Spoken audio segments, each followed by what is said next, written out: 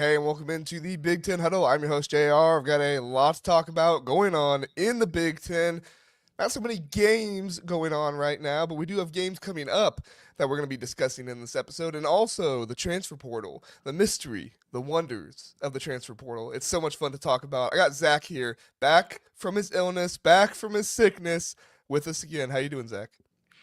I'm doing good, but you say the mystery of and the fun of the transfer portal. I don't know how fun it is for some programs. I'm just going to throw that out there. I think Oregon's having fun. Well, when you got that Phil Knight money, everybody's having fun in Eugene right now. Well, I think PJ Fleck is having fun. He's taking the antidote of confidence. He did, and he's giving the antidote of confidence to every single person that is coming on a visit too. They're on fire right now. They are. They're doing a great job. So let's see who we got here. John Jacobs was counting us down. Thanks, John. 901. Yeah. I apologize, John. We came in a little late. Thank you for keeping us honest. Glad you're here. Got Zack saying, heck yeah, greatest podcast out there. We appreciate it, Zack, so much. Thank you so much for being here. John, Penn State's quarterback, just went into the portal. Aller coming back. That's what I was reading on some message boards, and that's why I put him in my top 5 Heisman contenders for 2025 from the Big Ten earlier today. I had some people asking, wait, I thought Aller was gone, and I said, look, not saying he is coming back, but there's some chatter that he could be coming back. So it's going to be interesting. Zack, what do you think? You think Bo Prabula going to the portal is an indication Aller's coming back? I mean, I would think so. And I thought Aller had a really good year. I thought he's really stepped up, but I don't think he's been consistent enough to really get a round one grade, which is what he's capable of. Like, he's got all the tools. He just has to keep putting it together. And I'm of the opinion that Aller is going to get there, but I think he probably needs another year. I think he also needs a real wide receiver one, and he still doesn't have that. But I think if he can get a premier receiver in the portal, that could do wonders for his draft stock as well. Yeah, no, for sure. I think if they could really surround him with some pieces, I think that could be enticing for him to come back. I agree with you. I don't think he's a lock first rounder right now. I think he's kind of in that maybe 3rd, 4th, 5th quarterback range in this class right now. So if you could see yourself moving up, might as well do it, right? Yeah. So there's definitely the possibility there, and I think this Bo Prabula news definitely means something there. So do we know where Prabula is trending right now? No, not. I haven't even looked it up. I just saw it right before I came on here. Yeah. The other thing, it looks like he's going to leave the team ahead of the playoff. Oh, that stinks. So it's not a Devin Brown situation where he's sticking around for the playoff to be the backup. Yeah, and unlike Devin Brown, I feel like Penn State could use Bo Prabula. Although I'm of the opinion that the Tyler Warren package is better than the Bo Prabula package, but that's just my honest opinion. I don't know, man. Like I said, I still wonder if they went to Bo Prabula in the Ohio State game, if they would have won that game. It's nothing against Drew Aller. I think Drew Aller is a fantastic talent. I think he's a future NFL QB. But I mean, I get why they didn't do it. Obviously, you're not going to take out your starting quarterback when he's not doing anything wrong, but just they did not have the receivers in that game, and you could have used somebody dynamic with legs to do that. Anyway, we don't need to rehash all that. We'll get to Penn State here soon, and we got a lot of people here. Thanks so much for joining us, everybody. Braska Rascal says not fun for Marshall. No, it is not. Benny YT, I assume that's Benny YouTube, says let's freaking go. Minnesota W. Yes.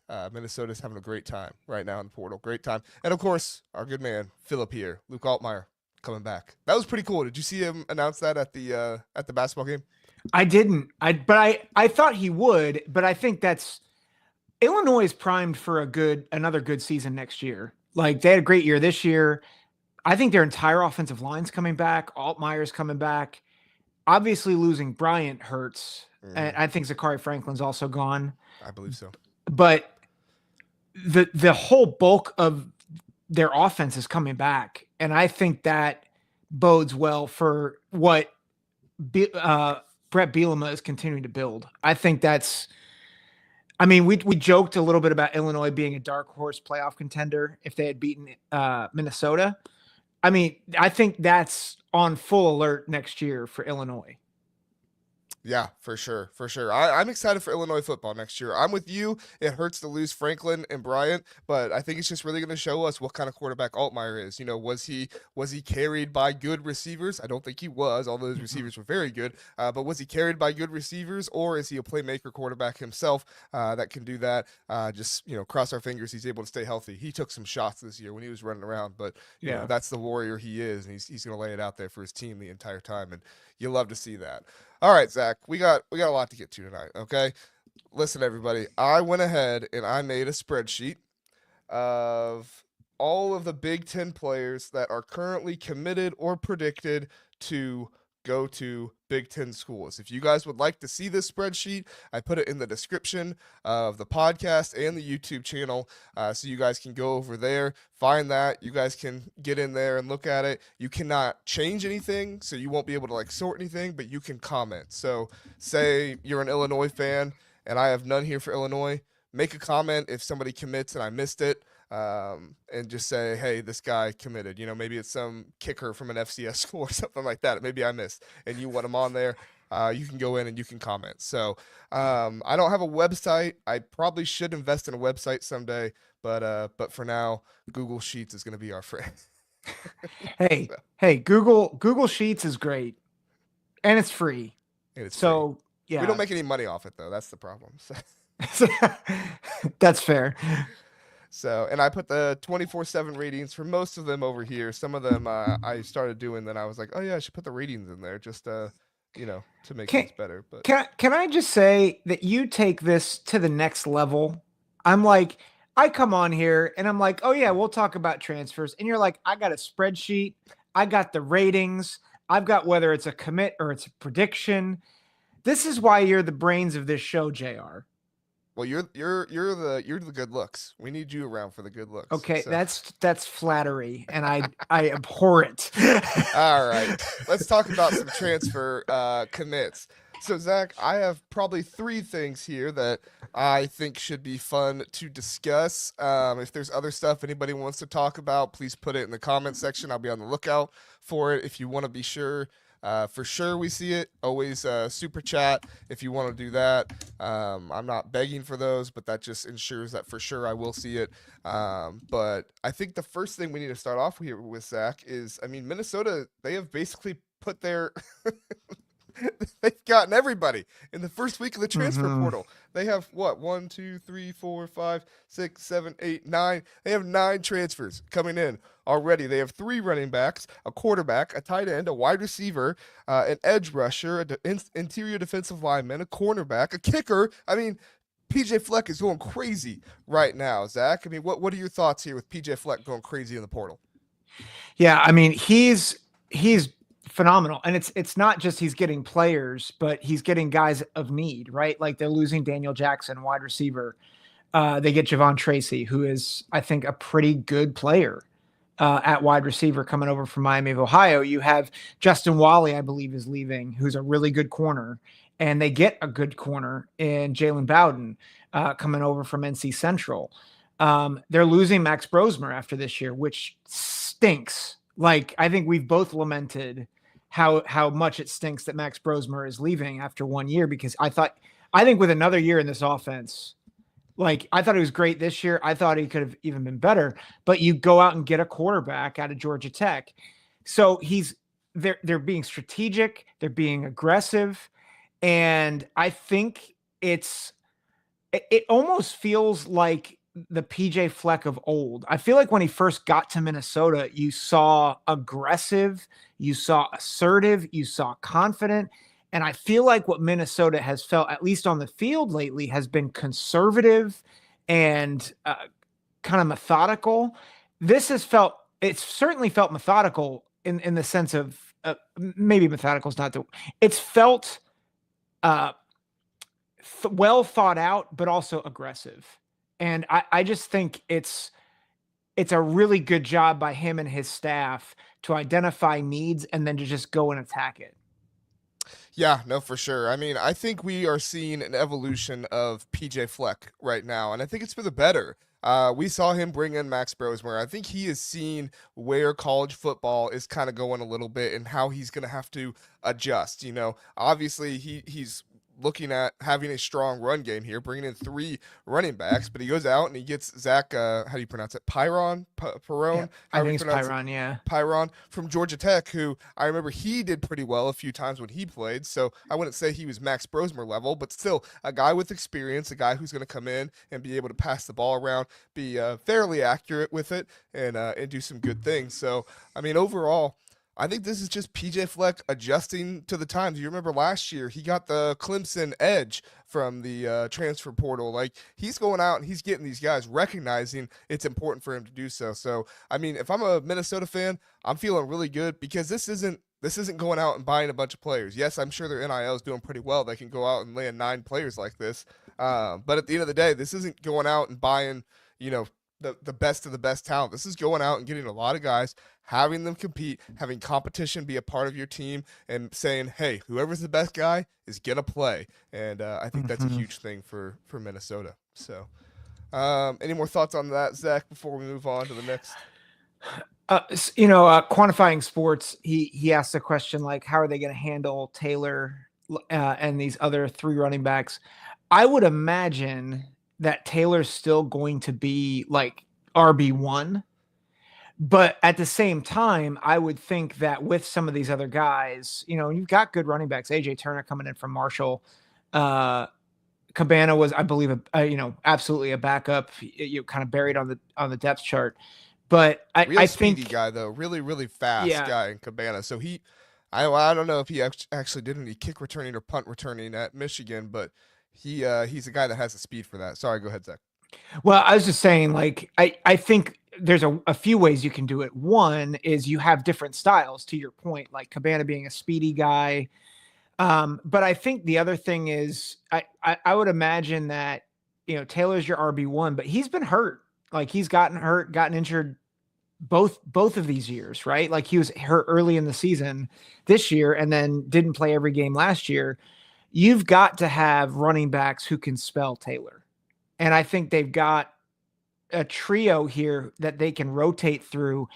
The reality is I don't expect all 3 of these to hit. I think AJ Turner will. Like, I think AJ Turner is a good back. But I think what you're doing is you're building the room and making sure that the whole load isn't falling on Taylor. Yeah, no, I totally agree. And I think you don't want the entire load to fall on him because he's going to not be fresh. He could get injured. And if he gets injured, you're in a very poor situation then. So you're trying to bring in as many bodies as you can. I echo that sentiment from you, Zach. Got our buddies from the We Live for Saturdays podcast. Says Gophers having a monster weekend in the portal with a new wide receiver, one Javon Tracy, and a new dynamic running back in AJ Turner. Your Buckeyes are reportedly trying to steal our right tackle, so I'm frustrated. Listen, they are trying to do whatever they can to get some offensive linemen right now. Whatever you got to do, wheel and deal. For Ohio State, they are very frustrated with the offensive line recruiting and the portal additions right now. They gave me a call earlier today to see if I could be their 5th string center. That's not good. It's not good. Yeah. You don't want to go to Zach Guggenheim for. Yeah, I can't snap. And I'm 165 pounds, so that's probably not good either.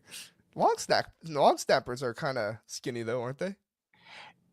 If you saw me snap, you'd say, "Please no." Okay, all right. That's how desperate Ohio State is right now. They are pretty desperate right now. You know what? Let's talk about the other team that I wouldn't say they're desperate. They got a lot of money though. Billy Edwards Jr. He's been predicted to go to Michigan. This was kind of an interesting situation because everybody's very excited about Bryce Underwood. You're paying him $13 million. The idea was that he's gonna come and start right away at Michigan, but looks like Sherrone Moore wants to try and bring in another quarterback into the room to kind of help out and create some more numbers, maybe even start and see if how well he does. Billy Edwards is also apparently talking with Wisconsin as well, so this isn't a sure thing. I think this is something that a few guys just kind of put out there. They seem confident, but They're all kind of saying Wisconsin is still in here as well. Zach, what do you make of this situation? Billy Edwards Jr. possibly going to Michigan. You see him starting over Bryce Underwood. What's your thoughts? No, and there's still has Jaden Davis declared for the portal? No, I do not believe so. I Not that I've seen. I think I there's think some Dinegal did. Donegal did. I know there's some smoke around Davis possibly doing that. This feels, and I don't mean to denigrate Edwards. This feels a lot like what Ryan Day did when Justin Fields came in, which was they went out and got Chris Chugginoff as well, and they're like, we got to build the room, and they also got another quarterback as well, Gunnar Hoke, and they're like, we're gonna have a quarterback competition, and everybody knew there was no quarterback competition. They knew it was Justin Fields. Mm-hmm. I think it's the same thing. I think this is very clearly Bryce Underwood. It's Bryce Underwood or bust. They invested a ton of money in him. And like we've seen Billy Edwards, he's a good player. I think he's far and away better than, guys like Chugginoff and Hoke. No offense to those guys. So that's where the comparison kind of breaks down. But I think this is twofold, especially from where Michigan was. You are getting a guy who, if you need him to play, he is better than all three of the guys that you had out there this past year. And I think that's huge. Like you have a guy who's proven, who can play. I mean, I think people will look at him and say, but he was on Maryland. Yes, Maryland was bad everywhere else. Their line play was bad. They weren't able to run the ball much, but he could throw the ball. He was a little mobile. I think he is a guy that in a pinch, he can be your starter and win you a game. But let's make no mistake about it. This is going to be the Bryce Underwood show. At least it better be the Bryce Underwood show. Otherwise, he is not who Michigan expected him to be, at least not yet. Yeah, to me, it would be utterly ridiculous to try to bring in somebody for $13 million, knowing he's probably only there for 3 years, and to not start him his very first year, especially when he's a hometown kid. He's somebody that your fan base is very excited about. I mean, I had people asking Bryce Underwood in my Heisman post earlier today. I was like, well, slow down, everybody. He's very, very good. Don't get me wrong, but let's just chill out for a second. That's a lot of high expectations, but Yeah. but for me, like, I would not see why Billy Edwards Jr. would entertain it unless he is just being sold a bill of goods that he's just believing, like, oh yeah, you're gonna be the starter, man, and Bryce Underwood's gonna learn under you. It's like, Billy, no, it's not gonna happen. You might start the first game, but the minute you make a mistake, the crowd's gonna be chanting Underwood, and you're gonna be like, you hear about the backup quarterbacks, the always most popular guy in the room, like. It's really going to be that in this situation. Now, the other possibility is they're just swimming with so much cash that they just want a reliable backup in case something happens. And Billy Edwards is kind of on that fringe where it's like he's a good college quarterback, probably not an NFL quarterback. I don't think he's an NFL quarterback. I've not seen him on NFL boards, but he's good enough that he's starting for you. You could definitely win some games. Somebody said in the chat, Billy Edwards, like, he would start this season for Michigan if he was there. Agreed. And I think they would have won Agreed. 8 or 9 games if he would have been the starter for him this year. So, I mean, there's the possibility with that too. We'll see what happens, but it's definitely a very interesting situation. I would not understand it if Billy Edwards goes to Michigan. Yeah, it would be very much. I think it would be maybe more of a financial thing than anything else. Like, can Michigan throw money at him and say, hey, you are here to give competition to Bryce Underwood, maybe start a game or two, but you're most likely going to be the backup. Yeah, exactly. A couple more quarterback questions, and then we'll get to our final topic with the portal, unless Zach has anything else. John asks, would love to know if Fernando Mendoza fits with the Hoosiers. I did not watch a ton of Cal football this year, I'll be honest. But from what I did catch of it, it's very good, very passionate quarterback. He's been playing quarterback for Cal for, I believe, 2 years now. I don't think he started all of his freshman year, and then he started all of this year, threw for over 3,000 yards. I mean, he's not quite as old as Curtis Rourke is, but he's definitely a veteran, which it seems like that's kind of what Kirk Cignetti wants, I'm a little surprised he's not going with Taven Jackson. Taven Jackson was a highly rated recruit and somebody who went to Indiana from Tennessee, and I don't think he played poorly going into the Washington game. I think that was the only game he started in that situation. So um, I don't know if you need Fernando Mendoza, but I would definitely say he'd be a good piece to have. I mean, why would you not want somebody who's thrown for over 3,000 yards their sophomore year, right? Yeah. Well, and I think not only he threw for 3,000 yards, I think he's got NFL upside. And I think Mendoza wants to go somewhere that can develop him. I think maybe the thing that would be good for Cignetti and Indiana is like I don't know if Curtis Rourke where he's going to get drafted, but if he can get a quarterback that he can develop to be a high level NFL draft pick, and it all of a sudden becomes a destination, Indiana becomes a destination not just where you have a good offense, it becomes a destination where he develops NFL level talent. That all of a sudden gets Indiana from like a nice story once in a while to a perennial power. And like I could see Cignetti getting into Mendoza's ear and saying, "Hey, did you see what I did with Curtis Rourke? Google me. I win. And I'm going to make you a better player." And Mendoza comes in and then, is not just putting up over 3,000 yards, but all of a sudden he's a second round or first round pick. Yeah. Yeah. Doug, thanks for being here. Appreciate you being here, Doug. Mhm. Always appreciate you coming in and saying hello. Yeah, I think Mendoza is definitely one of those guys. Like you said, he's got the NFL arm. He's got the NFL body type that you're looking for. So if he can come in and be developed in that kind of way, that's obviously going to be beneficial for him and Indiana. I do wonder how that situation turns out with the Indiana QB coach going out to UCLA and being the offensive coordinator now. Tino Cinceretti, whatever. Yeah, Cignetti, who knows? Cincinnati. Cincinnati.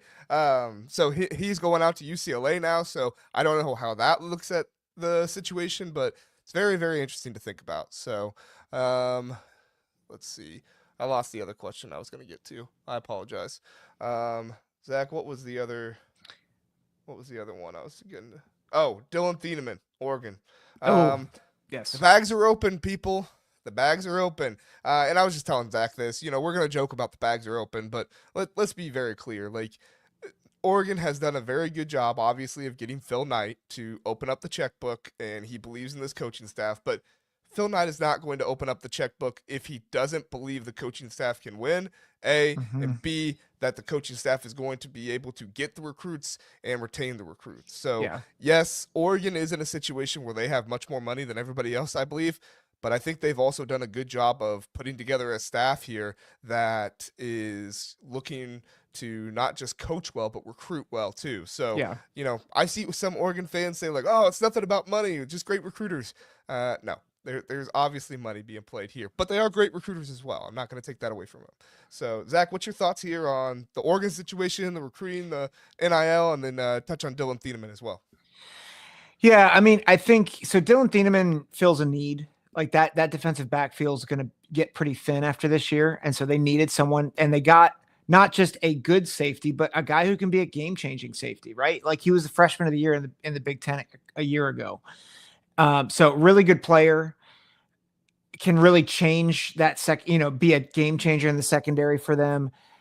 I think the other thing that we need to highlight is Oregon continues to extend their lead over Ohio State as a leader in the Big Ten. Like Dillon Thieneman was high on Ohio State's list to go after, and he didn't even visit.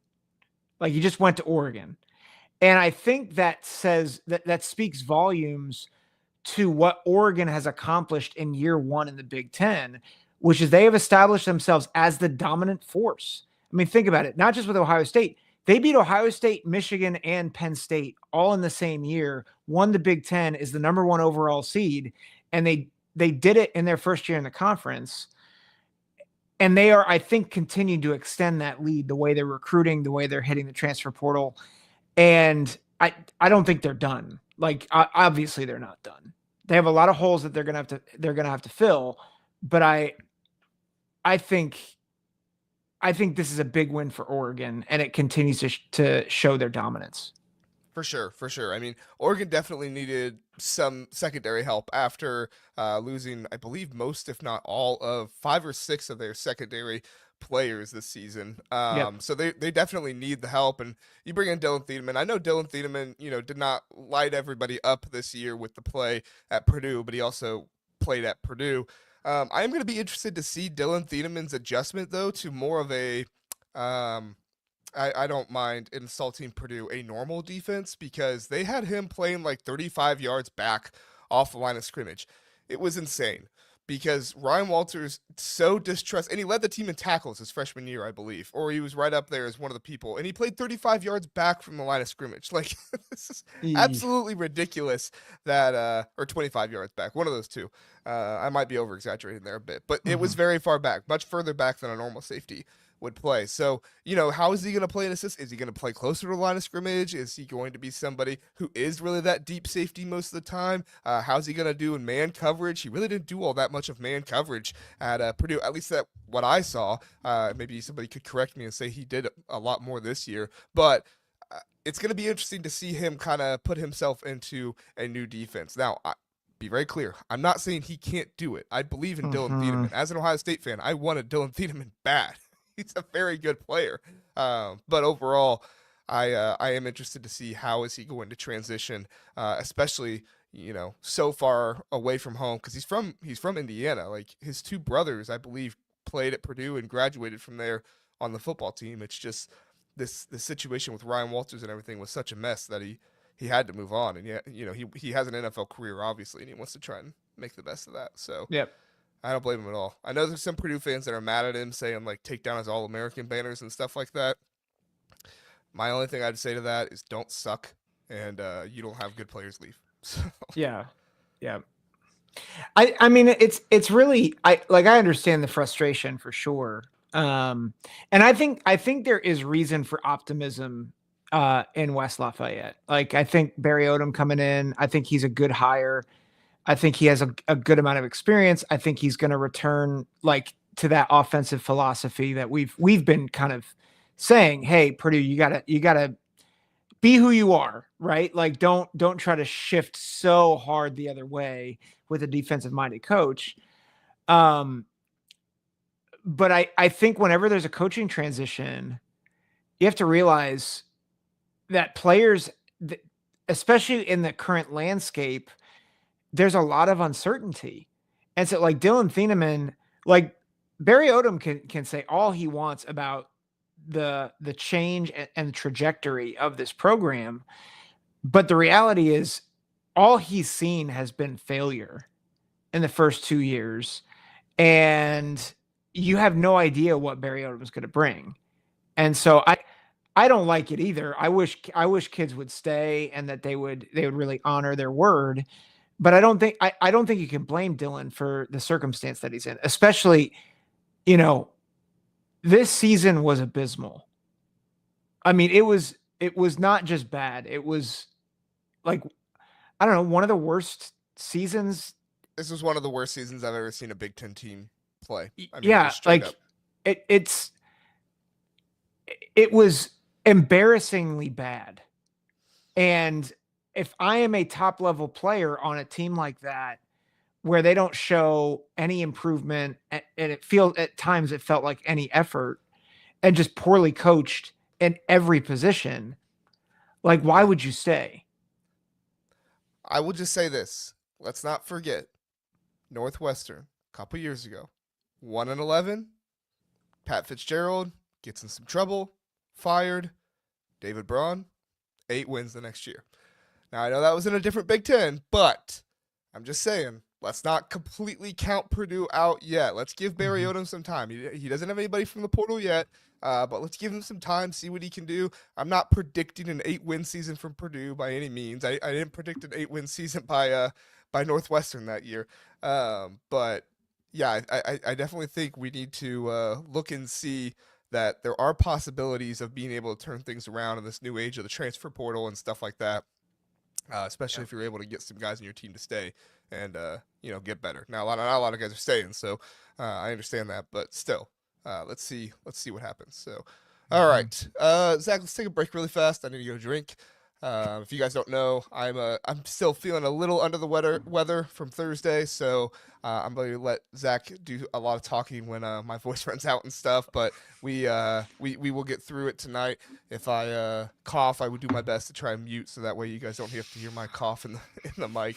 But we're gonna get to a commercial really fast, and then we'll come back and we will talk about which one did I say first? Was it Penn State SMU first? Yep. Yes. Yep. Penn State SMU. We'll come back and we'll talk about that one. All right. So stay with us. The Big Ten Huddle is brought to you by the College Huddle, the largest fan-led college sports podcast community on the internet. With contributors from 70 different schools, you will get in all kinds of analysis from all over the country. Go visit thecollegehuddle.com to find your team and read articles from all across so many fans and contributors. The College Huddle is fan-made, fan-driven, and fan-fueled. Back here on the Big Ten Huddle. Squeeze myself in here. There we go. All right. Made some new cards for the playoff game, so that way we can maybe dig a little bit deeper into the stuff. So if you guys see any stats or anything like that you want to reference or have any thoughts on the game, feel free to do so. Zach and I will give our score predictions at the end. So if you guys have score predictions, I'll do my best to catch them and star them. And then at the end, when Zach and I give our score predictions, we'll bring you guys up as well. Zach, Penn State is favored by 8.5 over SMU. The over/under is 53.5, and this is an interesting game. I think that most people are going to pick Penn State here, myself included. I'm going to pick Penn State. I'm not gonna, I'm not gonna try to make it sound like I'm not. But you're not going to leave us in suspense. You're just No. going to just throw it out there. Yeah, I'll just throw it out there. You can Okay. leave them in suspense, but I'm gonna just throw it out there. But yeah, I mean, this is a game though. You look at some of the stats. There are some similarities. You look at SMU's schedule, Penn State's schedule. It's not the most different thing in the world. Penn State did play the number 1 team in the country, and at the time the number 2 team, now the number 6 team in the country. So they definitely have that over SMU. But SMU did play BYU. They were good at one point. Clemson, they were in the playoffs as well. So this is definitely an interesting situation here. Like I said, Penn State probably going to get this one done. But I'm curious your thoughts on the matchup, Zach.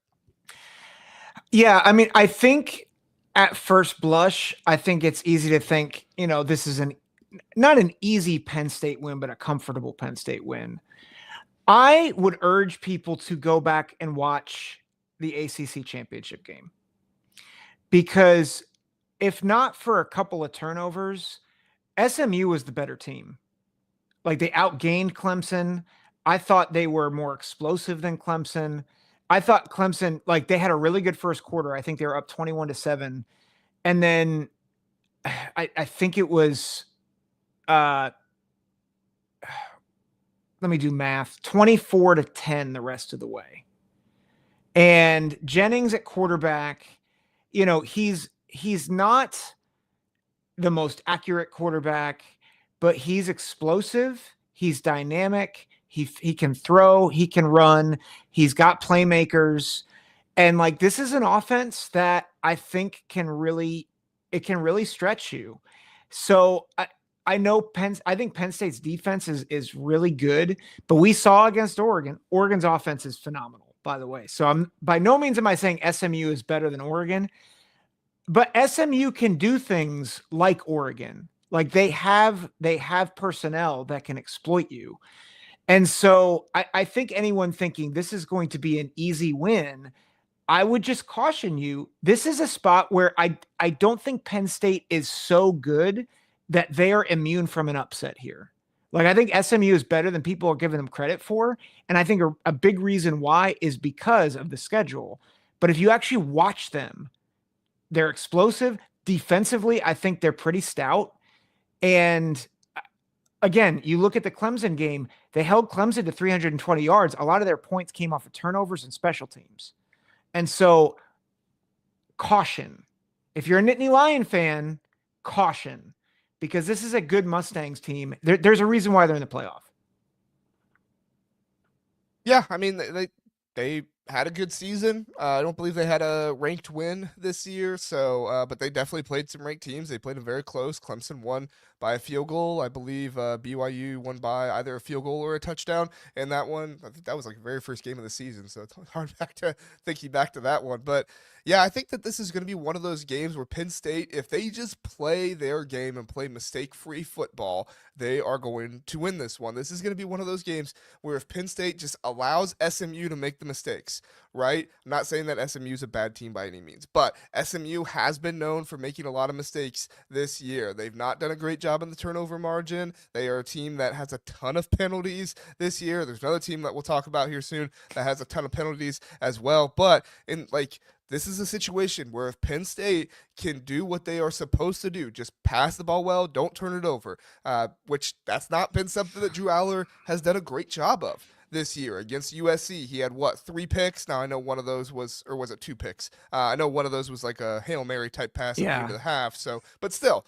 he had multiple picks in that game. Against Oregon, he had multiple picks. I still think back to that play that they ran to throw the ball up the sideline there, like right when they got the ball against Oregon. I'm not saying I hated the play, but I definitely think Drew Aller should have saw the play a little bit better and not thrown the ball. But you know, you live and you learn. It is what it is. So I think as long as Penn State plays that, I don't want to say conservative, but just plays to who they are, right? Don't give SMU the breaks, and they should win this game as long as SMU doesn't do anything spectacular, have some kind of big play, big play machine or something like that, which they could. We'll see.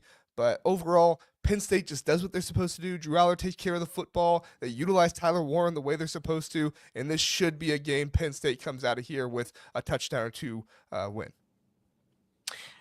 Yeah, I agree.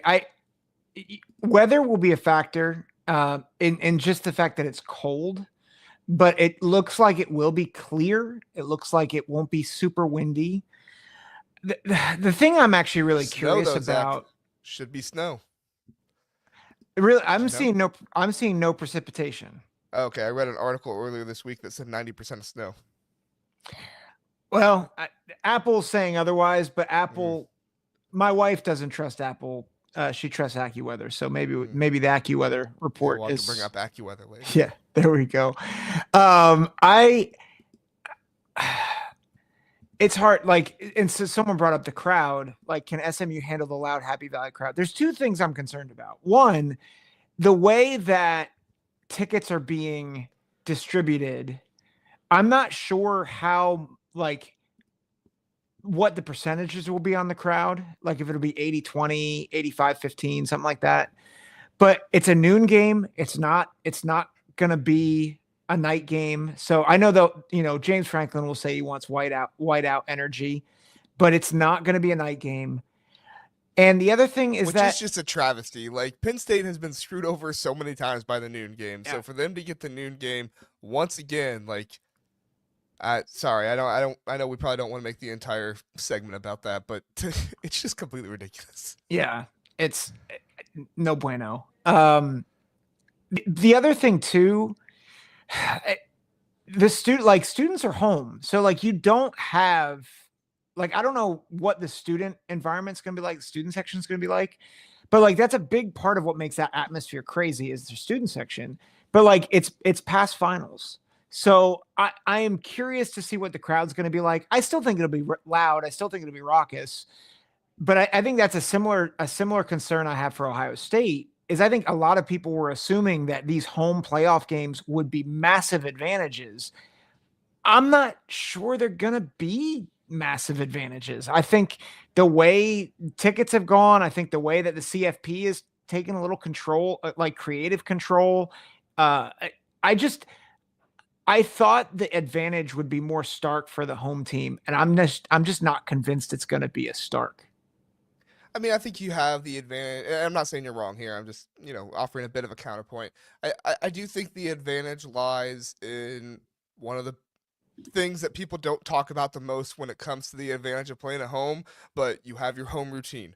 Right? You don't have to figure out, we're in a new hotel and we're doing this. And honestly, it is kind of an advantage for Penn State because there's not a whole lot of hotel room for SMU around that area. Now, I'm sure they were able to, get plenty of room there for their guys, obviously. But still, this is a situation where SMU has never been to Penn State. At least they haven't been to Penn State. I don't know if they played sometime in the 50s or something like that, but they've not been to Penn State very often before.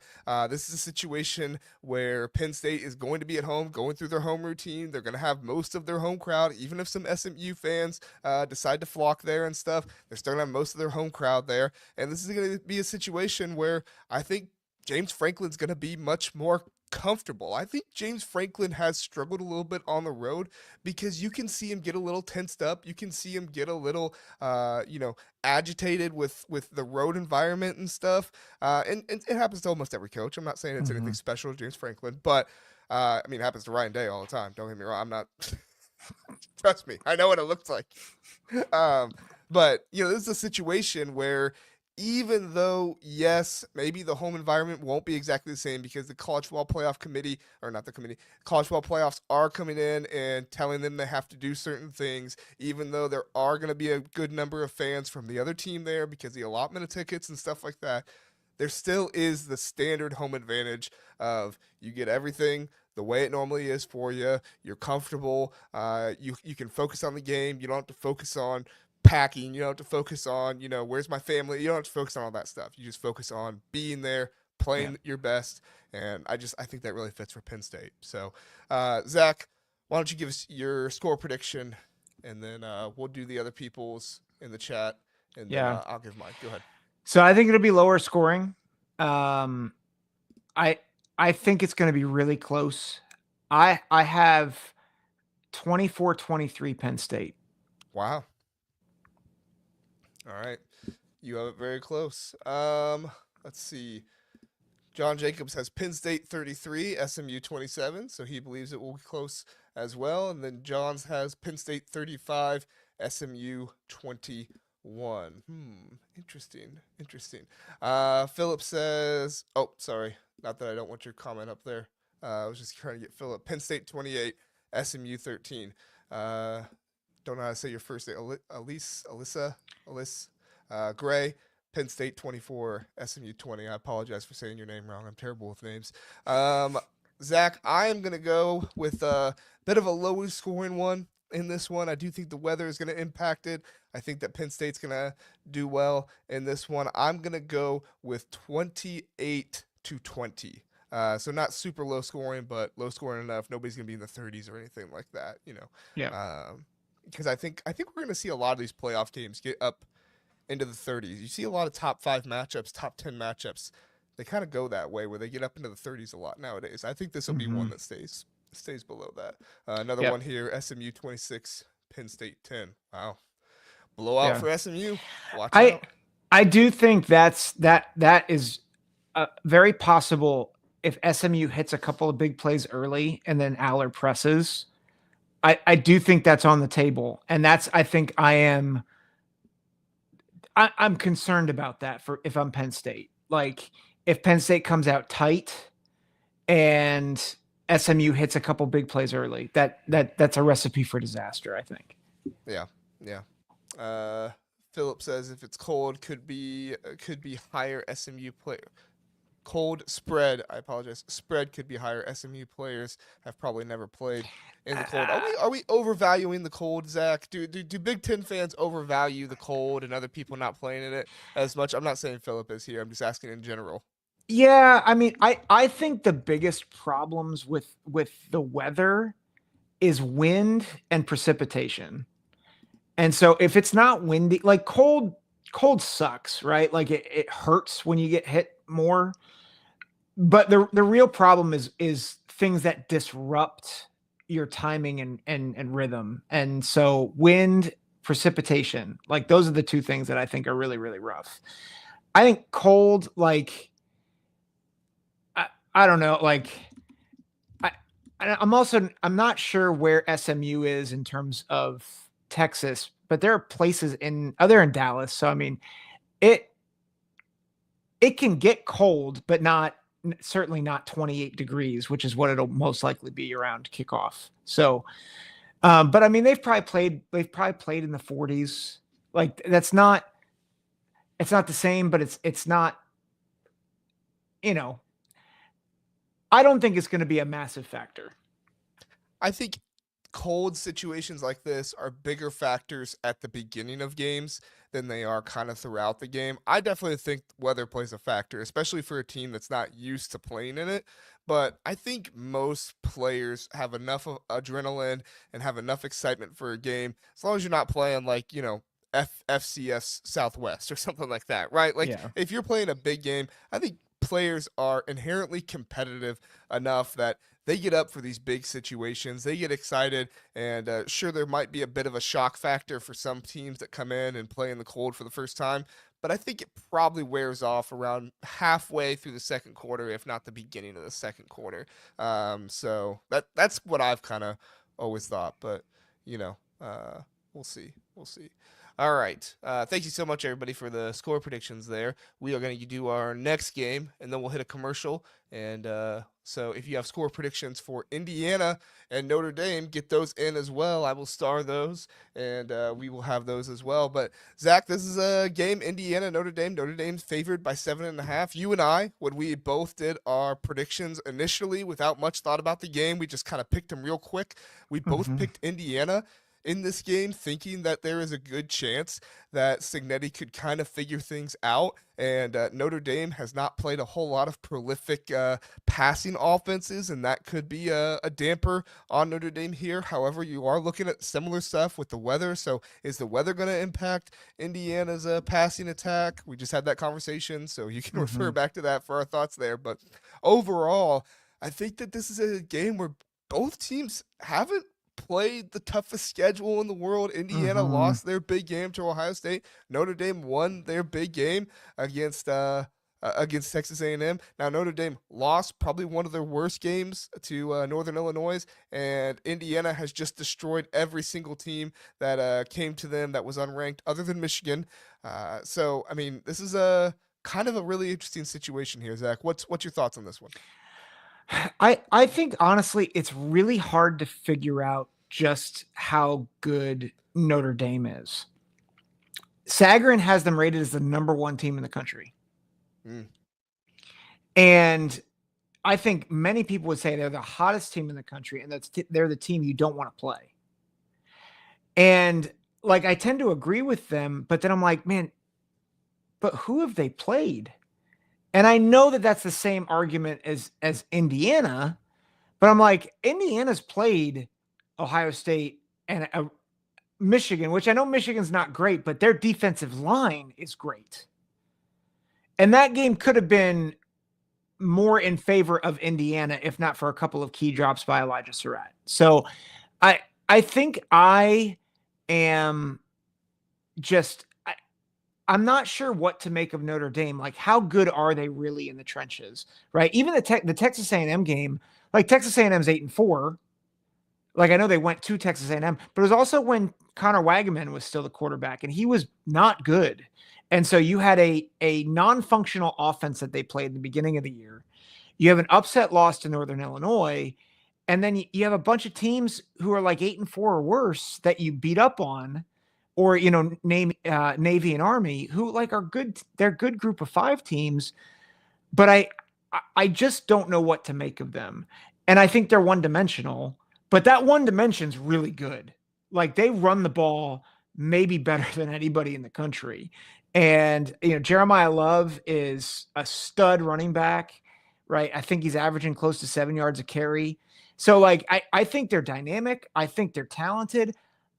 I don't know how good they are.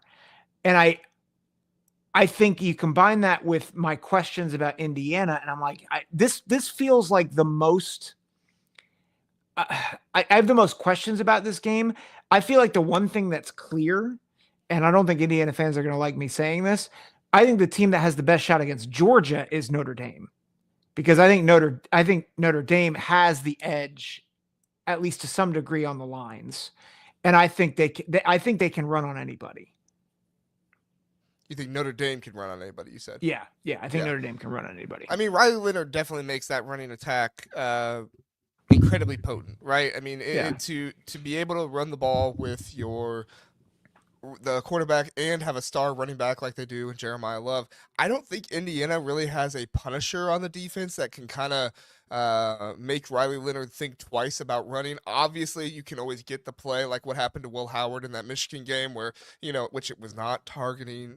I know I've heard some people say, oh, it's targeting. It's not targeting. It's just a play. It's unfortunate he got hit in the head, but let's not, let's not call everything targeting nowadays. No. But like that situation could possibly happen. Obviously, we don't want it to happen. We want both these teams at full strength, but this is a situation where Riley Leonard should be able to run the ball throughout the game, and Curtis Rourke is gonna have to find a way to be comfortable in the pocket in this one. You have a little bit of shades of Ohio State here, right? Other teams' home stadium. You have a good pass rush that Notre Dame has here that could possibly get to the quarterback, an experienced defensive coordinator who could kind of maybe scheme some things up and maybe confuse the Indiana offensive line. That was one of the biggest things. The Indiana offensive line, I said it before, like they did a pretty good job in run blocking. Now they didn't get to the second level quite as well, and they lost some of their blocks to kind of like Fisherman is saying here. They couldn't hold on to some of their blocks long enough for the running back to get to the next level, and they weren't exactly getting to the second level every time. So that is an issue, but the biggest thing for me is the pass protection. Are you going to be able to identify? Can you have a clap? Can you have something? Like, this is going to be a game where it's very, very important for Indiana to have their fans be there, showing up and making sure that they do not allow Notre Dame fans to be so loud that you have to go to a silent count. Now, I will also say, if they do have to go to a silent count, thankfully for Indiana, they have experience in this now, right?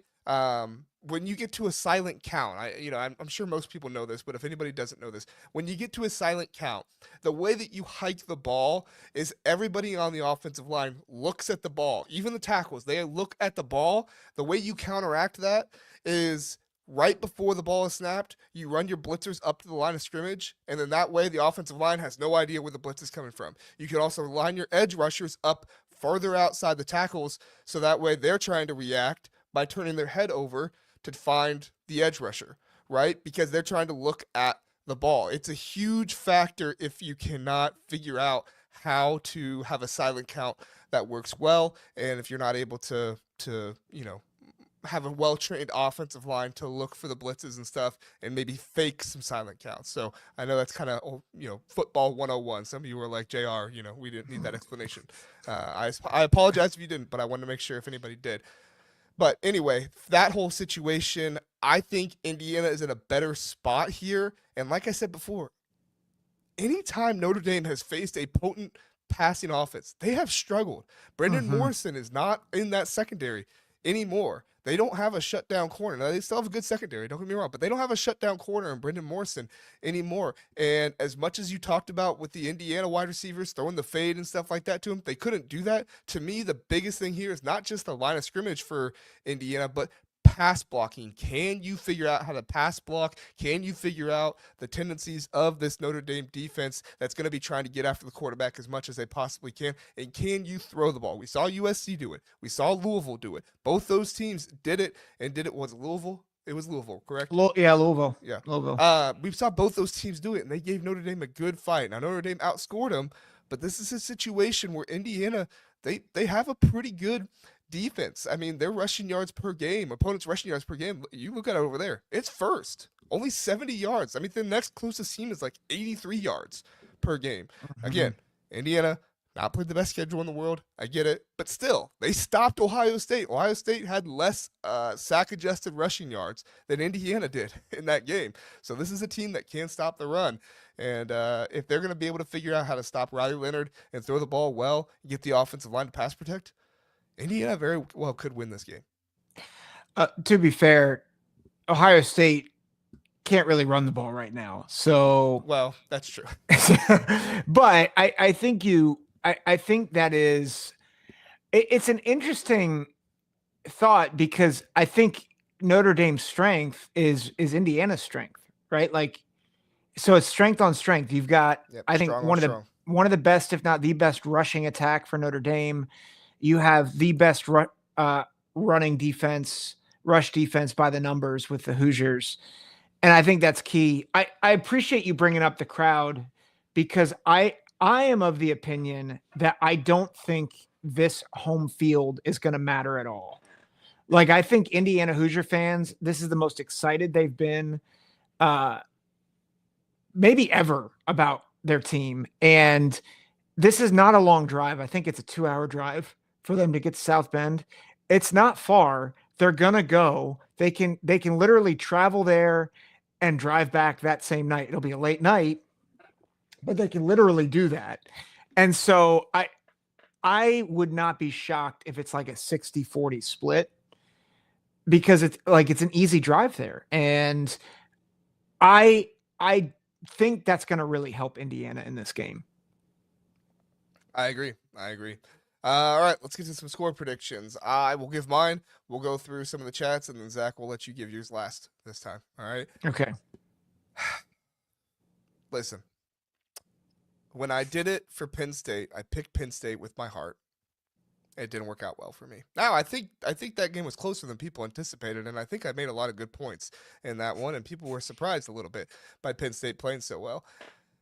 But I think in this one, I need to pick with my head and not with my heart, and I am going to pick Notre Dame. I'm going to pick Notre Dame to win this one 45-42. I think it's going to be a high-scoring game. I know the cold, but this is how every Notre Dame game has gone, with a team with a passing attack, right? I mean, this is how they've gone. So, and again, like I said, some of these big matchup games, they've really turned into high-scoring games. So I know it's a little strange with the cold weather and stuff like that.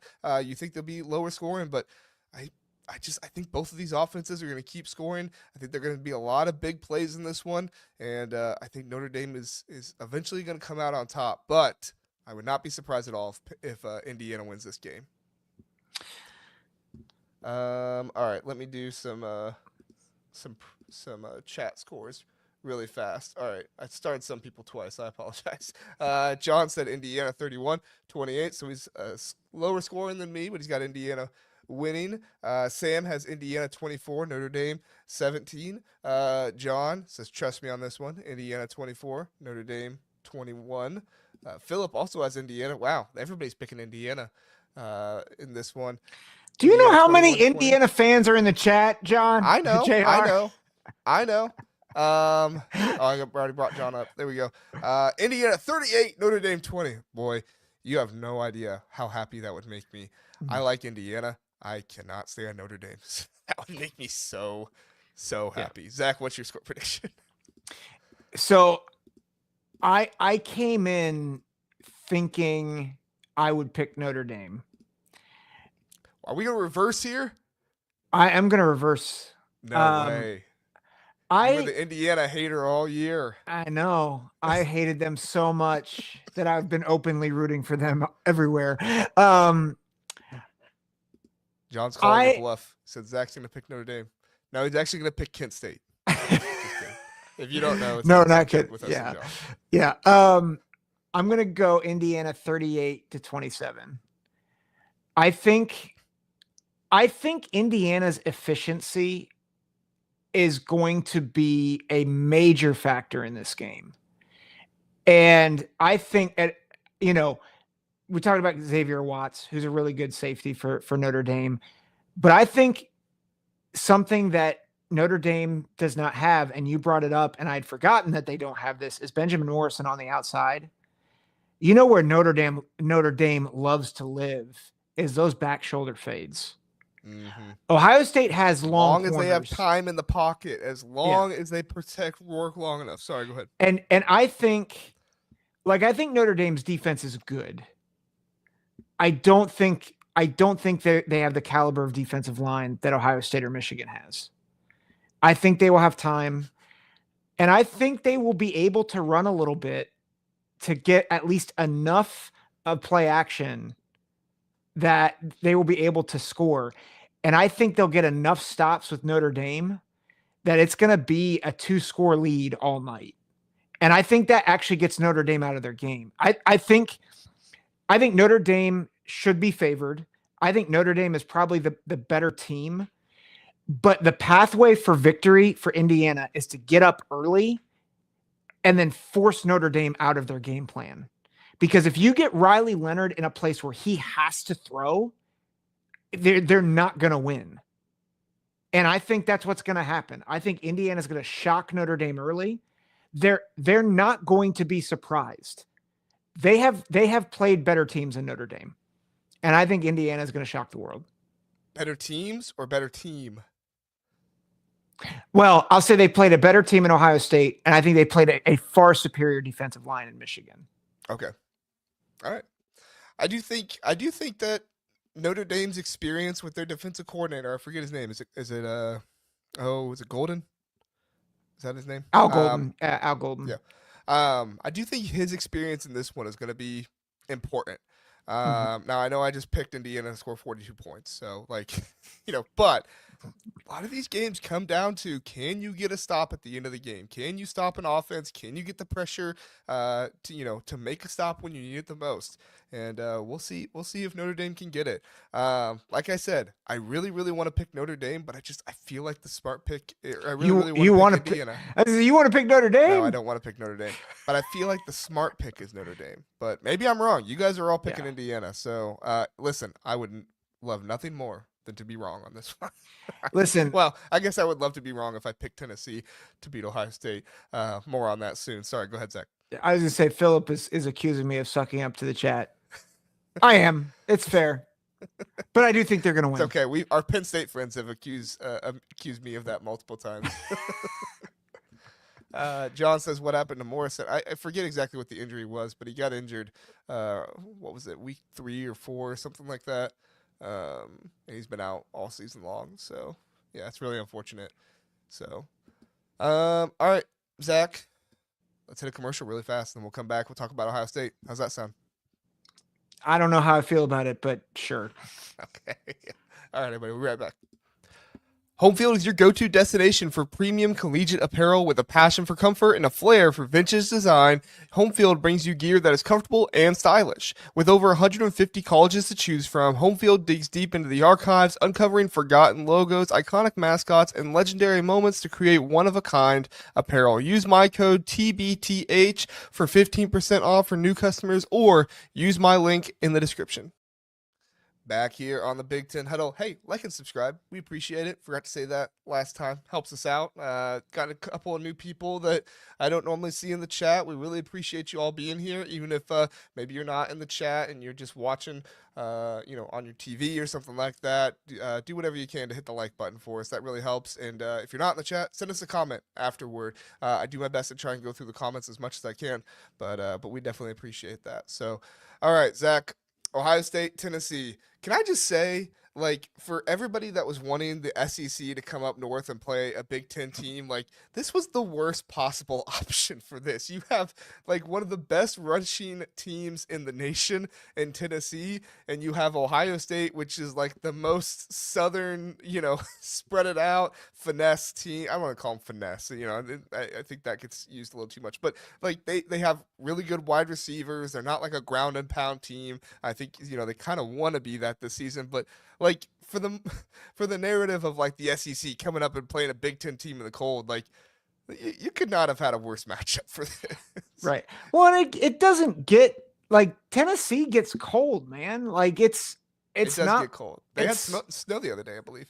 Yeah. So, like, I mean, I think the weather has been kind of overblown in general.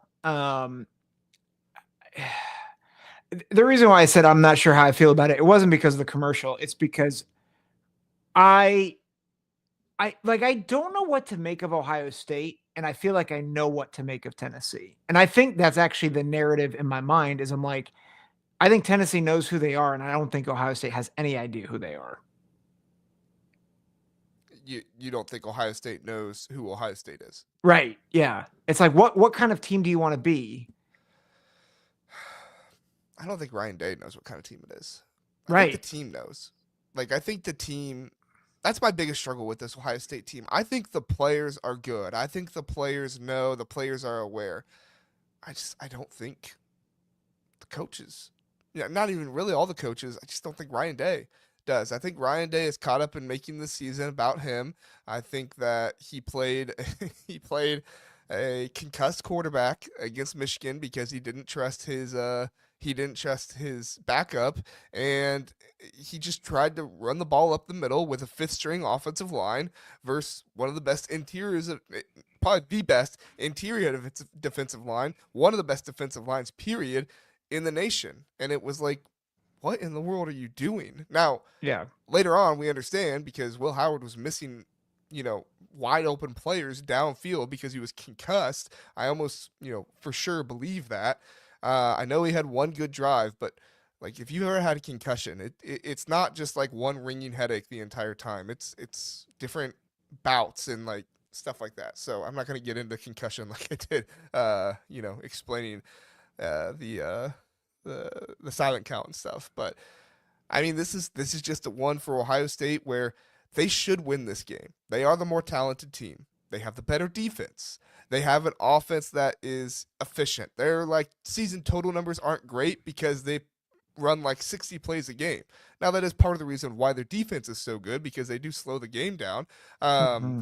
But this is a game where I think Ohio State can win going slow or Ohio State can win going fast. It's just about if the coaches will adjust for Ohio State. I think Tennessee can win going fast. I'm not sure Tennessee can win going slow in this one.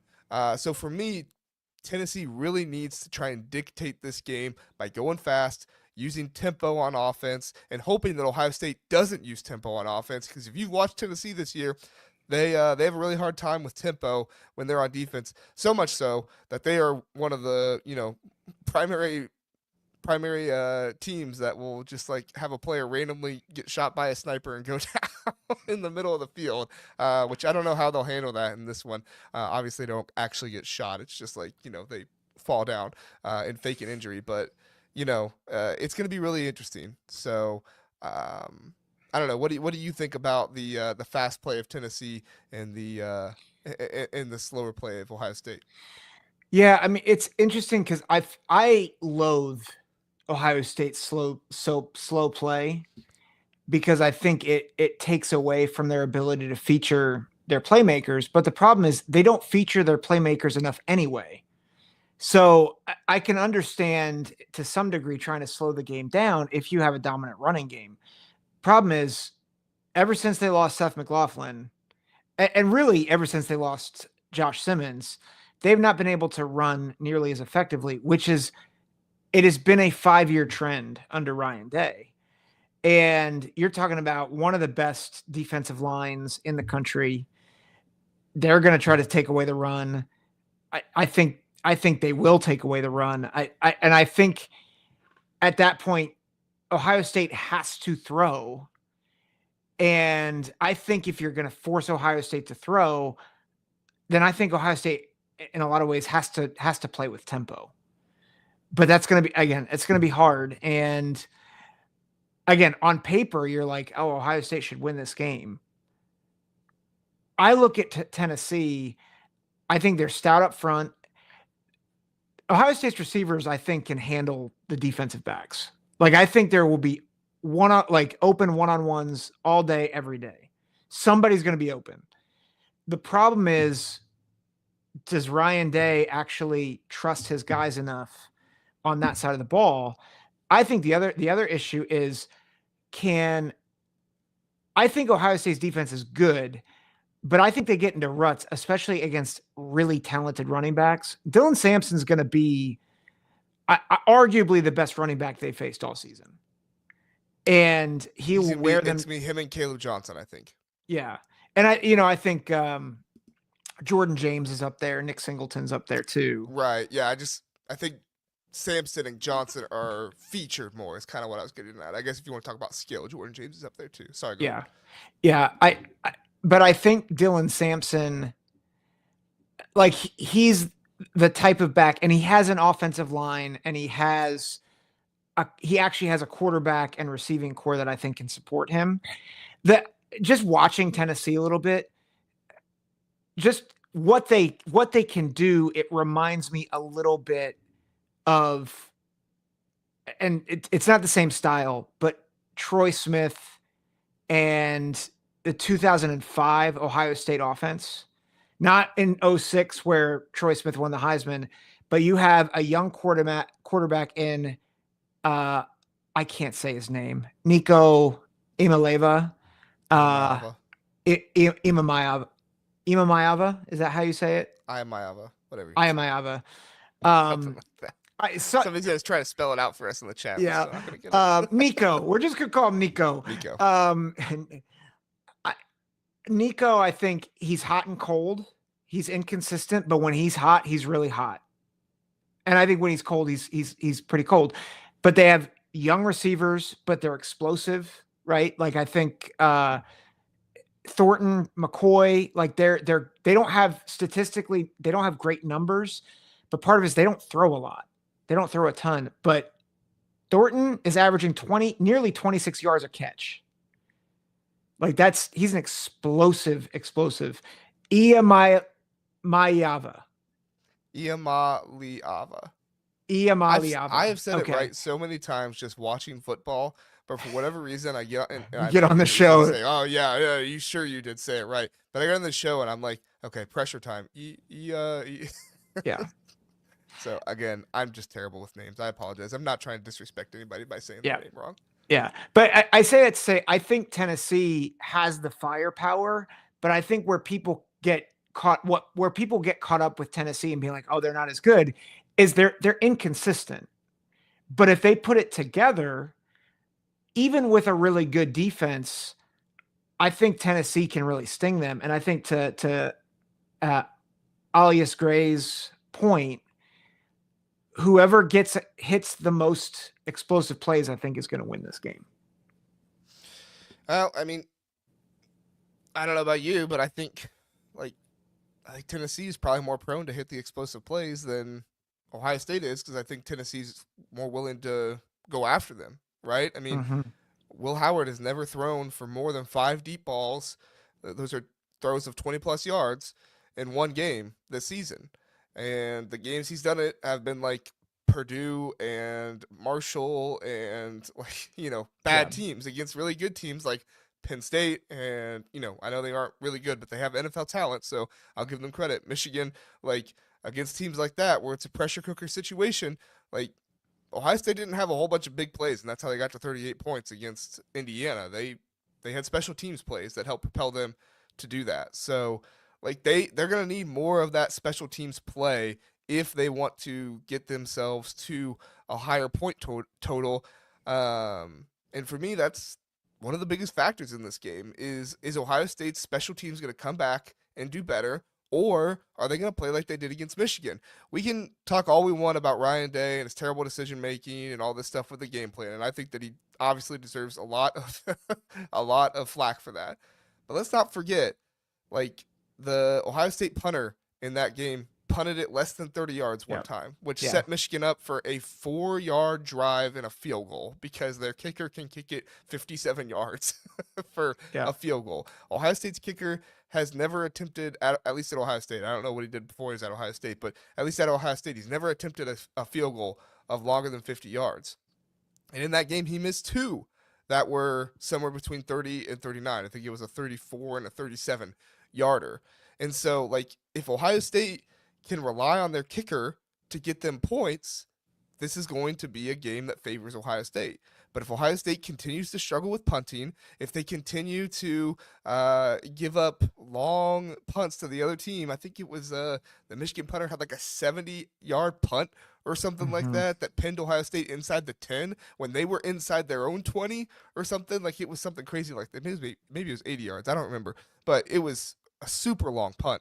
And one of the reasons why is because Caleb Downs let it bounce, and it kept rolling, and by the time he was going to try to pick it up, the Michigan defenders were there, and they were all over him with it. So as much as Ryan Day needs to have a good game plan here against Tennessee and probably get some big plays and, not just run at Tennessee's defensive line, which is really good, they're going to have some good special teams here. I don't want to see Travion Henderson do another kick return. Never. Yep. Never put him back on kick return ever again. What in the world are you doing? First off, he doesn't run straight, which is what you have to do. Sorry. He doesn't run straight. He doesn't run straight out of the backfield either. So why in the world would you think he's going to run straight on kick return? anyway. And Caleb Downs, like he had that really big kick return against Indiana, but that was also a really screwed up kick by Indiana's punter where he was supposed to punt it right and he punted it to complete other side of the field, which is like, well, yeah, you are going to have a good situation there when the entire coverage is going to the other side of the field. But um, but yeah, hold on one second.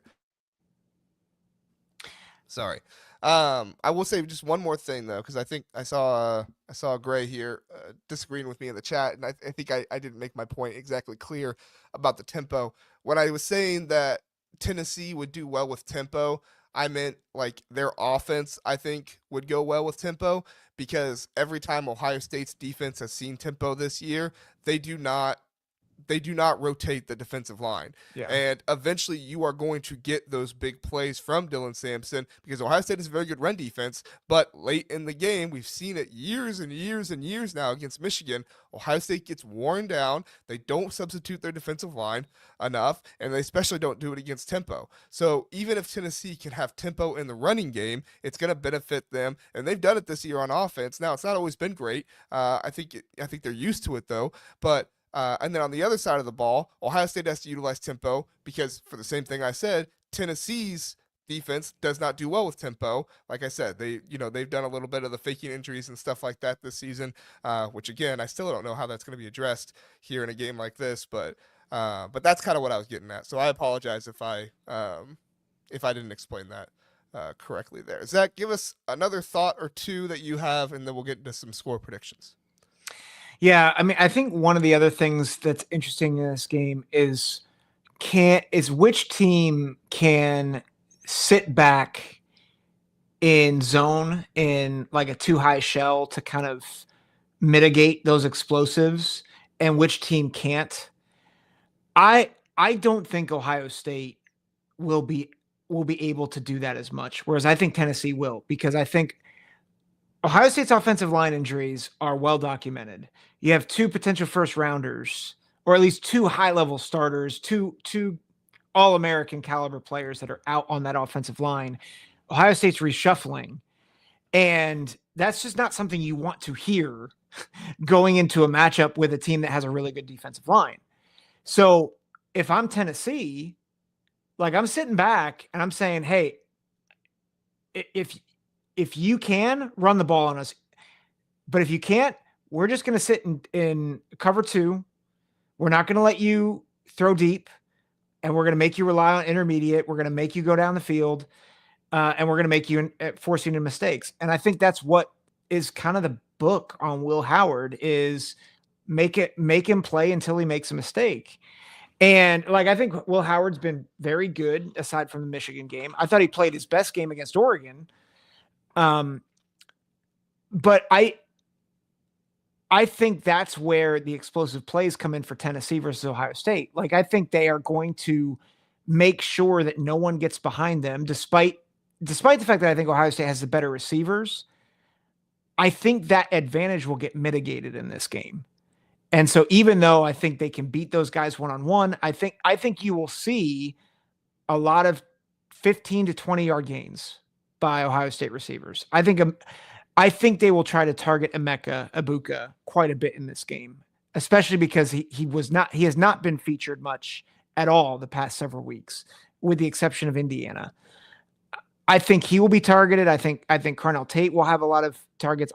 I hope Jeremiah Smith has a lot of targets, but the problem is they're all going to come before the red zone. And then I think it's going to get really tight in the red zone, and they're going to force Ohio State to try to kick field goals. And that's a problem. To your point, Jaden Fielding, not very good, at least not against Michigan. And so where's his confidence at in this game? I think this is a game where we see the exposure of Ohio State's corners on islands. And I think that's going to be tough, especially with the way Tennessee runs their splits. I mean, they are super far out wide, and it forces you to make decisions in a way that most teams don't make you have to defend the whole field. And I think that's going to be an issue. I would not be surprised if Burke gives up a big play and Igbinosun gives up a couple of big defensive pass interference calls. Yeah, I mean, Igbenogson leads the country right now in defensive penalties. So that was the last thing I was going to bring up before score predictions, though, is that Tennessee does average over 8 penalties per game. Now, I've not looked into the games enough to know if they had like a 15 game penalty or something like that, and that's why this number is so high. But still, I mean, even if you've done something like that, that shows you have the potential to have a lot of penalties. So this is definitely a situation where if Ohio State can just not have the turnovers and not make the mistakes, and if Tennessee's gonna shoot themselves in the foot and have a hard time, then Ohio State should be able to capitalize on that. I was gonna also mention your point on Will Howard. Like Will Howard is good for one interception in a big game every single time. Now, whether Yep. that interception is going to be a pick six, whether that interception is going to be a deep ball, whatever it is, he's going to throw an interception at some point, most likely. And it's just when is that going to happen, and what's that going to do to the team? And to hear about Jermond McCoy having a lot of deflections and INTs when targeted, would not be surprised if he is in one of those plays to have that happen. So we'll see. We'll see. Oh, and the other thing I want to bring up, Ohio State, excellent red zone defense. Tennessee not been super great in the red zone this season, only scoring 81.67% of the time. Ohio State is stopping teams 55, or teams are only scoring 55.17% of the time. That is first in the nation. Teams do not score in the red zone on Ohio State very often. So this is a game where you'll see Tennessee move the ball down the field, I'm sure, and then this game could be kind of won in the red zone, and we'll see what happens. So, um, Darth Ducky, Ryan Day can't beat Tennessee. He needs to stay forever. Well, you sound like the Michigan fans, Darth Ducky. I can't really blame you. So I would not want him to stay another minute, personally. Yeah. All right, Zach. Let's sorry. Let's do our score predictions. You go ahead with yours, and then I'll see if anybody has any in the chat. I think it's going to be a sad day for fans in Columbus. I've got 30-21 Tennessee. Wow, this is like a repeat of the Oregon game when you picked Oregon. Yeah. John Jacobs says Tennessee 27, Ohio State 20. Philip, he believes in Ohio State a little bit more. He says Ohio State 35-21. This is a really tough one because I think Ohio State is the more talented team that they should win by 2 scores. And this is no disrespect to Tennessee. I just like Ohio State. I think they have the top 5 talent composite in the history of college football talent composite, which obviously only goes back like 20, 25 years or something like that. But still, like in the modern era of college football, this is one of the most talented teams that's ever been in college football. Tennessee has a lot of talent too, but can Ohio State take over in those areas where they have more talent? I'm going to pick Ohio State to win in this game. And I'm going to pick them to win 21-17. I think that Will Howard will probably make a mistake and have an interception. I think Nico could throw an interception or two as well. He's still young. I know that he's gotten better throughout the year. And also, again, I'm not wishing that this would happen, but watch those Tennessee games. Nico does not slide very much. And Jack Sawyer, he's knocked 2 or 3 quarterbacks out of games this season. Again, I'm not wishing injury on anybody, but if we're just looking at it and being honest, like it would not be totally impossible for Ohio State to, knock Nico Nico out of the game. So again, not wishing for it to happen, but it definitely could. I think we had a few more score predictions. Gray says last second Ohio State field goal attempt. Oh, don't do that to me. Tennessee leading 22-21. Who knows if he makes it? Had to make a prediction. It's 22-21 Tennessee and wide right. You know what? If it comes down to a field goal, I think you're probably right. I think he misses it. John says 28-24 Tennessee. I don't know what Will Howard. It's fair. We're gonna see. It's true. Yeah. And Gus says Tennessee 24, Ohio State nothing. All right, Gus. It will be a very sad recap for me if that So if you're rooting for sad JR, root for that yeah, outcome there. sad JR and sad Zack. I have a question. If Ohio State gets shut out, does Ross Bajork walk back his comments about Ryan Day being our coach next year? If Ohio State gets Clemson in 2018, yeah, you better. You better. Yeah. Doug, don't sell your ticket. Don't sell your ticket. We need you to be there and be loud. Also, if you sold Yeah. it, you probably sell it to a Tennessee fan by accident. Don't sell the ticket, Doug. Don't do it. Or if you do sell it, well, no, I can't. I want to go to the game, but I can't go. But yeah. Gray says in terms of 24/7 ratings, sure, but where does OSU have an advantage? I guess he's talking about the positions and the players. I mean, I know Nico's really talented, but he's still young. I'd probably still go with Will Howard. I'd go with Dylan Sampson over Quinshon Judkins and Travion Henderson just because they don't have an offensive line. And I'd go with offensive line for Tennessee. Go with wide receivers for Ohio State. Tight ends are probably a wash. I don't know if there's anything spectacular about I'm not seeing anything spectacular from the Tennessee tight ends, and I'm not trying to be, discredit them here. I've not seen anything. Just me personally. Have you seen anything spectacular from the tight ends, Zach? No. Yeah. I think G. Scott's improved, but I don't. No, I'm talking about the Tennessee tight ends. Tennessee tight ends. No. I haven't. Yeah. I mean, I'd probably lean Tennessee just because I don't think the Ohio State tight ends are all that good. I know this is gonna surprise some people, but I think it's probably a tie between defensive lines. Like, I know Ohio State fans are kind of down on their defensive line. I would give the edge to Tennessee just because Ohio State doesn't rotate as much as they should. But if we're talking about just starting defensive linemen, I think they both have two of the best defensive lines in the country.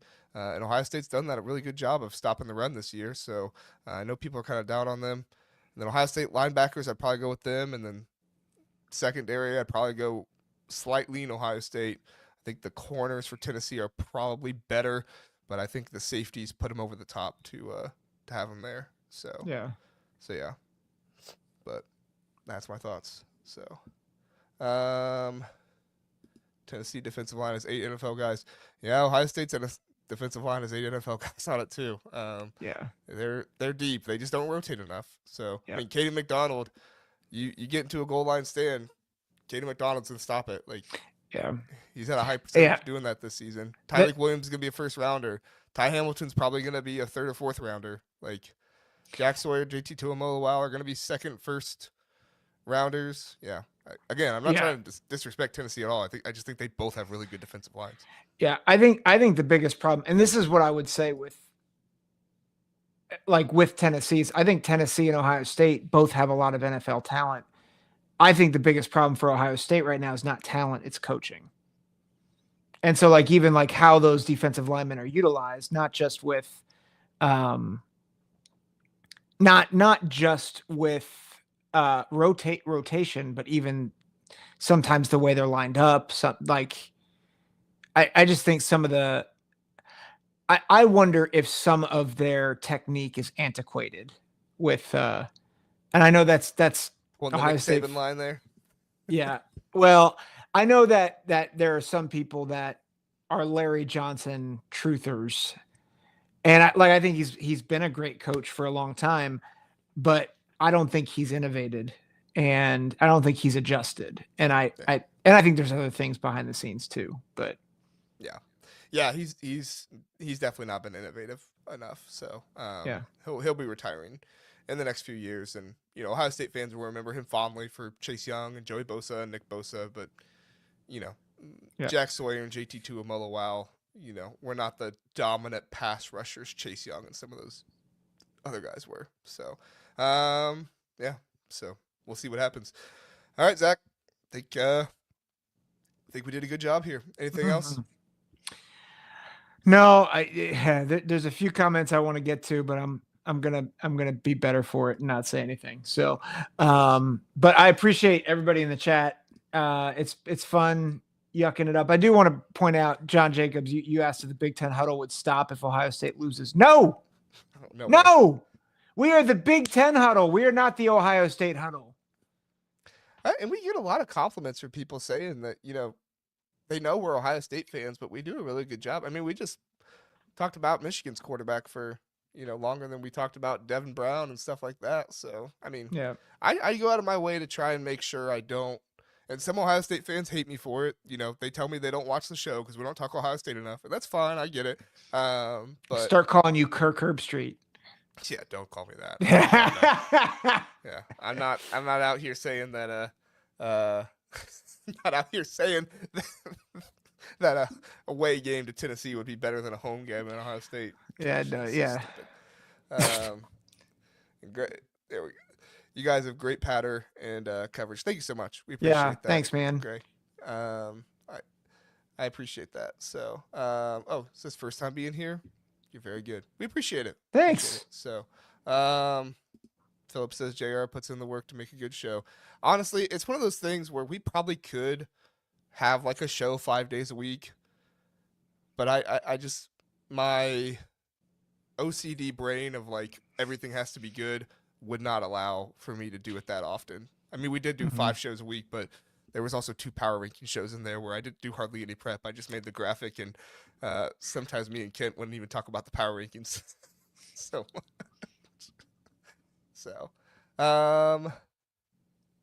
Doug says you ain't wrong, Zach. The game has left LJ in the past. Yep. Unfortunately. So, we'll see. We'll see if he's got one last run in him. So, All right, Zach. Anything else you want to talk about Big Ten football talk before we get out of here? Yeah, well, I'll probably make some picks on there, but and probably the biggest thing, and there's going to be some big announcements coming up soon that I'm gonna share in a couple weeks on the show. So I'll keep you guys posted. But excited. Are we chatting Tuesday? What are we going to be talking about Tuesday? Okay. Yeah. Stay tuned. Yeah, we keep saying we have these big announcements coming up, and then we keep getting sick and not being able to meet and talk about it. So yeah, that's fair. Yeah. Once we're not sick anymore, we'll talk about it. And we'll let you guys know. So, John asked for a segment on basketball show for checking on Woodson. Listen, if I could bring in my in-laws, that would be quite the segment. That would be quite the segment. There we go. The OHIO podcast. What's up, dude? Yo! Thanks for being here, Eric. You missed Zach picked Tennessee to win. So I'm sorry. Most of the chat picked Tennessee to win. So I picked Ohio State. So don't call me Kirk Herbstreit. We got Kirk Herbstreit over here next to me. Hey. I'm gonna just hide now and just Oh man. All right, everybody. Hey, we really appreciate you being here. We will be back. Well, not we. I will be back with Kent tomorrow morning at 10 a.m. With a Power Rankings basketball episode. I'm sure there will be opportunities to crap on Woodson after that terrible Nebraska game. And I'm sure Kent will have some thoughts as well. He likes crapping on the coaches too. So just not Chris Collins. Don't crap on Chris Collins. Which they won today, so don't worry about that. And then we'll be back Tuesday. Sure, we'll do some portal stuff. I think we'll pick some bowl games because with Christmas Eve being on one of our episodes, we probably won't do it. So we'll probably have to pick some bowl games early. But anyway, we'll see you tomorrow morning. And if you don't watch the basketball shows, we'll see you Tuesday night. Thanks for being here, everybody. We appreciate it. Have a good one.